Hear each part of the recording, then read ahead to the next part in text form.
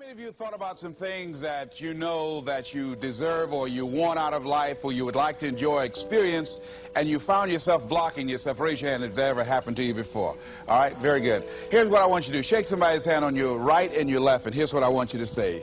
Whatever you're seeking, it's seeking you. It's seeking you. You can have it. You can have it. Give yourselves a round of applause, all right?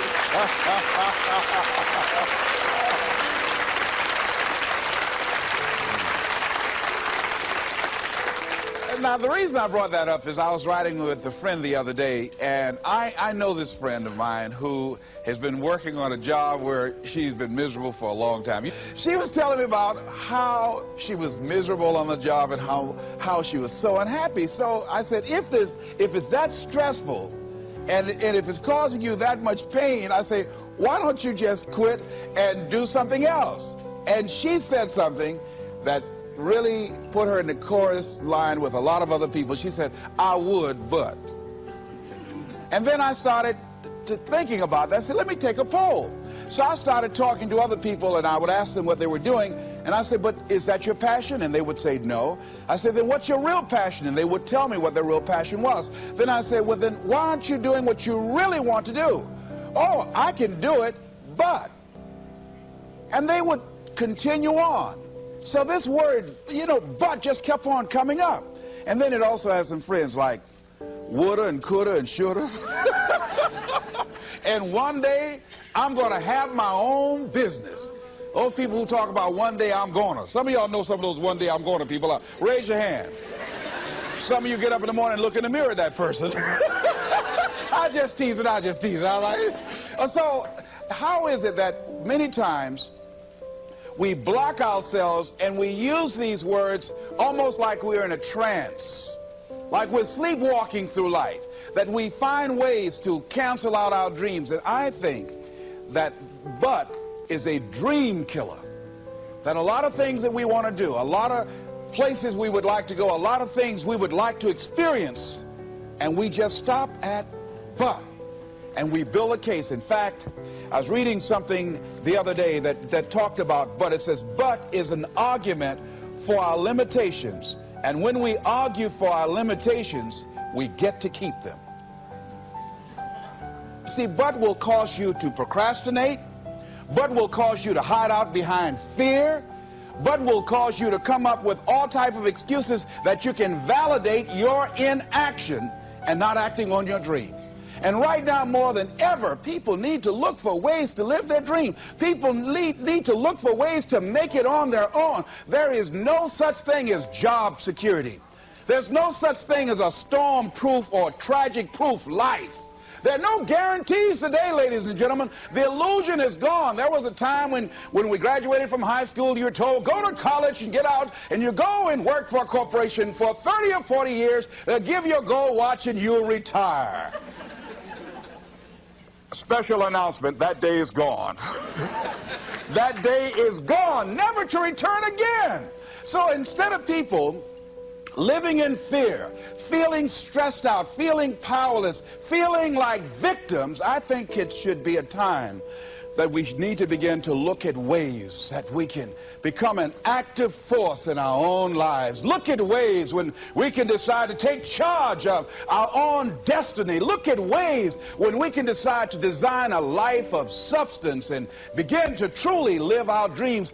And it's time for people to decide, I'm ready to get on with my life. Shake somebody's hand on your right and left. A guy named Bob May said this, don't let nobody turn you around. Do that right quick.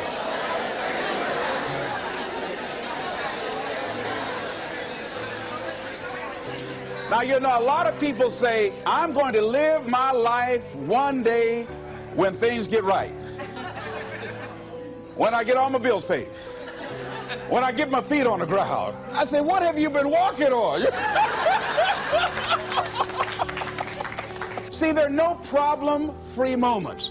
A guy named Dimples had a record one time called, If It Ain't One Thing, It's Another. And I say, if it ain't one thing, it's 12 others. Always something there to build a case on why you can't move on, why you can't grow to the next level, why you can't begin to manifest your greatness, why you can't begin to live life on your terms. Always something there to block you, to keep you where you are, and keep you from beginning to develop your true greatness. Always some fear. How do we handle it? And I'm saying that if you've been hiding out behind but, if you've been using the fact that you don't have enough money or you don't have the education, take it head on. Go get the education. I was saying to a guy the other day who was saying, I said, how old are you? He says, 47 years old. I said, your sister tell me that you can't read. He said, that's right. I said, why? Well, you know, I didn't go to school. Excuse me, how old are you? I'm 47. 47? Yes. And you can't read or write? Yes. Have you ever heard of adult school, adult education? Have you decided that you should learn how to read to begin to expand your world?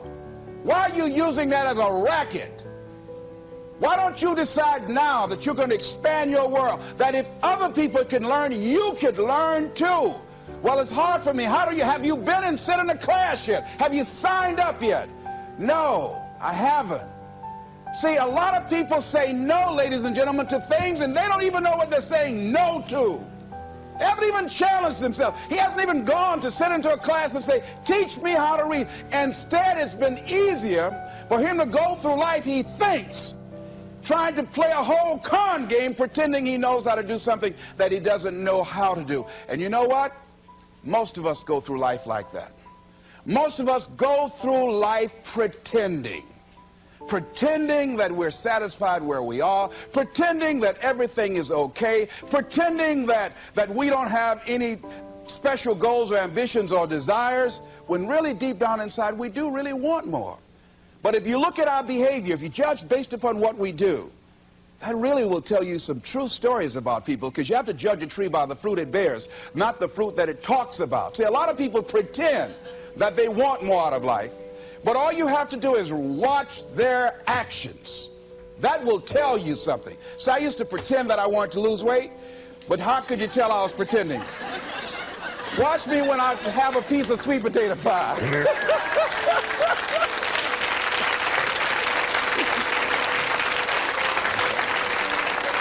Let me get within walking distance of some peanuts, some potato chips.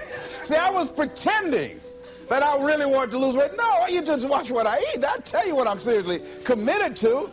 People will tell you, oh yeah, one day I want to have a restaurant. See, they're pretending they want to go into business for themselves. They're not serious. How can you tell, Les? Watch their actions. Watch what they're doing. The proof is in the pudding. So if you want to do something, if you thought about something you want to do, take it head on. Decide that you're going to start looking at it, start doing research on it, start tackling it, start becoming involved in whatever and wherever it might lead you, to begin to explore the possibilities in that particular thing that you're seeking, so that you can begin to learn all you can about it. Decide that you're going to face it, that whatever shortcomings you have, that you're going to strengthen yourself there. Whatever training that's required, that you're going to go get that training, that you're going to get started right now. George Washington Carver would say, do what you can, where you are with what you have, and never be satisfied. S.B. Fuller used to say, and you heard Joe Dudley talk about, always strive to be more than that which you are. Yeah, don't get satisfied with yourself. Always know that wherever you are, you can enjoy more, that you deserve more. But most people, you know what they do? Most people go through life quietly and safely, tiptoeing to an early grave. Find out what it is you want, and go after it as if your life depends on it. Why? Because it does. People that have found their passion, people that found the things that they love, people that have found the things that they can pour their lives into, those people live longer. I was in New York and I had to do a seminar at a special church, and a guy by the name of Reverend Johnny Youngblood. And I said, how is it that you were able to build this big housing facility and got all of the various community and religious groups together to have this dwelling for 2,000 residents that were once homeless? How were you able to take on this responsibility? Wasn't it overwhelming? He said, the kind of work I do, he said, it's in me. I've got to live what's in me. And I think that's everybody's desire in life. You got to live what's in you. Life is just too short and unpredictable. But what do we say? But there always be tomorrow. Oh no. There's no guarantees you're going to show up tomorrow. There are a lot of people who were here yesterday that they're not here today. There are a lot of opportunities that were around yesterday. They're not here today. Oh, you can wait, but you know what Abraham Lincoln said? Well, good things might come to those who wait, but only the things that have been left over by those who hustle.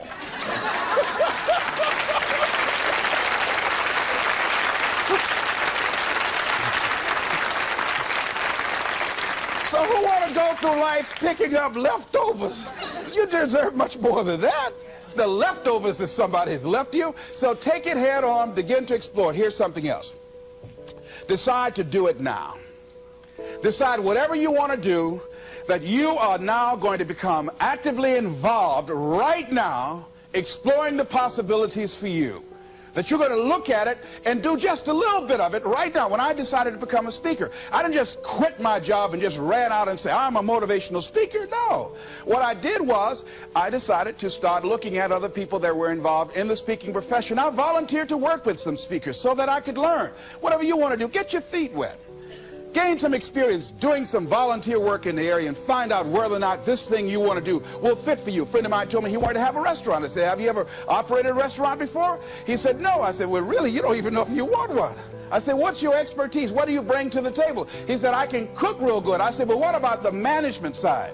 What about the business part of the restaurant? You're not going to be cooking all the time. Somebody's got to receive the money. Who's going to manage the personnel? He said, you got it right. You got a point there. So this guy got a job in a restaurant in the evening time on a part-time basis. After doing that for a while, he said, you know what? I think I just want to be a chef.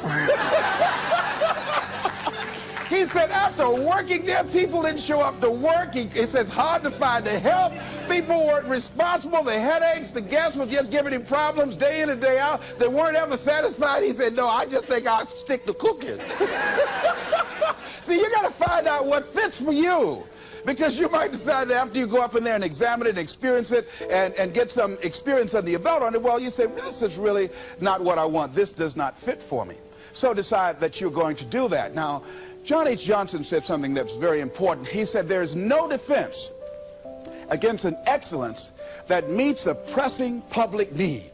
See, whatever you decide to do, look at it and find out what is it that I have that I could bring to the table that can begin to enable me to ensure that I could be successful in this. Where is the opening for you? There's room for you out here in the arena called life. There's room for you to come out and live your dream. Don't allow but to keep you in the corner or keep you up in the bleachers looking at life, being a spectator, not being a participant, making a difference in life. I believe that all of us came here with something. All of us showed up to give something, and that nobody's going to give that service that you have to give. No one's going to produce your product. No one's going to write your book. No one's going to open your academy. No one's going to begin to create your daycare with a special curriculum to help to cultivate the high self-esteem in our children. That's your idea. And if you don't bring your idea out here, when you die, all of us will suffer because we've been deprived of your genius because you allowed but to keep you in the bleachers and not pursuing your greatness. You take it to your grave with you. And that's what most people do. I think that's why the guy said that many people die at age 21 and don't get buried until they're 65. They're walking dead. You can tell them by the way they walk. How they look in the face. When they speak to you. I was giving a speech at this high school, and a lady came after school. She said, Mr. Brown, I want to talk to you about my son. I said, what is it? She said, he's not motivated. I said, I wonder why.